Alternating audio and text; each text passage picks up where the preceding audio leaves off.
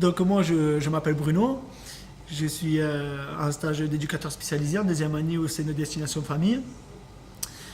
Donc à travers ce drame qu'on a tous vécu, moi particulièrement qui habite la ville d'Aubagne et qui connaît ce quartier de Noailles juste en passant par le centre-ville, à travers le stage chez Destination Famille, j'ai pu le vivre, connaître aussi le quartier de l'intérieur.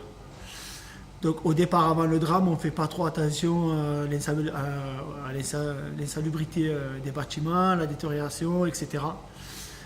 Donc pour ma part, je suis arrivé ce jour-là, ce fameux lundi 5 novembre, je suis arrivé à 9h10, vers les 9h10 au travail, donc après la catastrophe.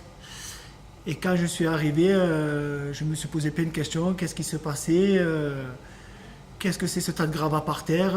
Pour moi, j'avais jamais vu un tel drame de mes propres yeux, ne serait-ce qu'à travers la télévision, les informations.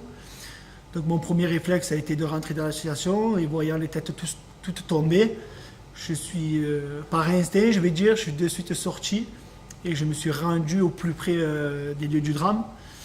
Parce qu'on ne sait pas s'il y a besoin d'une aide quelconque de la part de la population, parce qu'on ne sait pas également, l'infrastructure aussi du quartier n'a pas permis aussi d'apporter la moindre aide dans l'immédiat.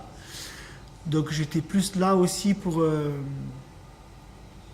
parce que je me suis retrouvé avec des gens, si vous voulez, qui étaient en pleurs, en cris, en recherche des personnes, à travers diverses langues aussi parlées, parce qu'on se situe aussi dans un quartier quand même très cosmopolite, donc avec une diversité de cultures et d'origines.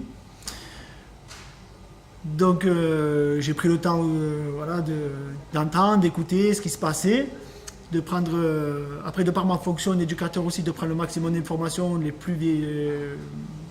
se rapprochant de plus la vérité, pour aussi... à travers ces dires et ma pensée, de pouvoir retransmettre des bonnes informations aussi aux habitants, parce que vous savez, une information est vite déformée à vitesse grand V, et ça c'est une réalité. Donc au sein de l'association, donc première expérience, qu'est-ce qu'on fait, qu'est-ce qu'on ne fait pas, vers où on va, comment on accueille les personnes qui ont été touchées par ce drame. Nous particulièrement, on a une victime dans les décombres qui était adhérente à l'association, avec son fils aussi, que moi je connais, enfin, je connaissais le petit de par l'aide de devoir que je faisais avec lui. Donc j'ai 3 ou 4 fois, sur 3 ou 4 séances, je veux dire. Donc voilà, j'ai tissé ce lien avec lui au départ, et puis après ce drame, il n'a pas fallu laisser baisser les bras.